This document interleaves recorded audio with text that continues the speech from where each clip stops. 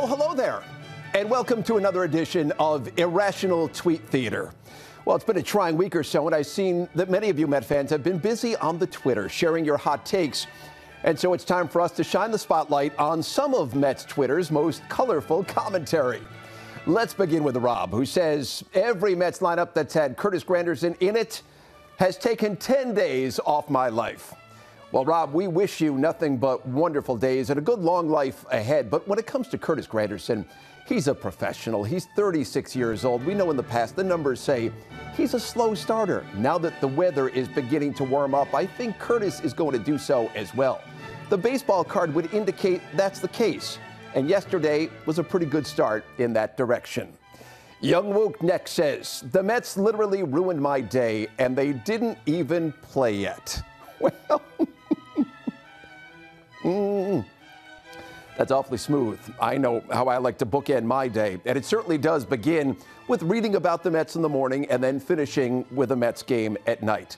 There are plenty of wonderful days ahead. The spring is here, the flowers are blooming, and I believe the Mets are going to start to win. They've been to the postseason 2 consecutive years. I wouldn't give up hope here. I think it's going to be number 3 this year. It's a long season. Our next tweet comes from Julie, who says, semi-related note, I'm not here for and won't tolerate any Steve Gelb's hate. He's a lovable and knowledgeable reporter who I will fight for. Well, Julie, Steve Gelb is a guy who's out there busting it every single night during the course of a broadcast. We feel the same way about Steve.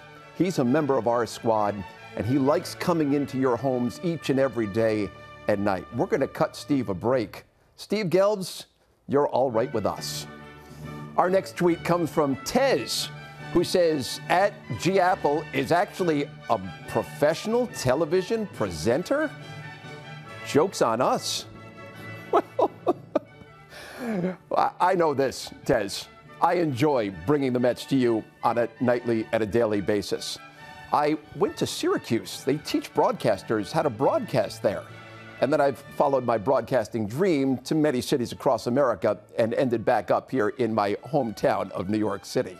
I hope you can appreciate the hard work I've put in and the way I try to help you and educate you on the Mets on a nightly basis. Next, it's Jonathan, who says, how the heck is Reyes in the lineup over Conforto? I want a 5-page essay, double-spaced, 12-inch font in Times New Roman explaining this. Well, from one scholar to another, I think putting a report together in that fashion is not a bad idea. New Roman's a good way to go. When it comes to Michael Conforto, he's in the lineup once again tonight. And you know what? I don't think that's a bad idea. As for Mr. Reyes, he seems to have turned things around. Terry Collins has got the right idea here. He likes to stay with his veterans while also giving Conforto a chance to prove his wares. Our final tweet comes from Jordan, who says, the 2017 Mets are eventually going to just be Jay Bruce standing alone in right field wondering where all his friends went. Well, Jordan, there have been plenty of injuries to this team so far. Lucas Jude is still out.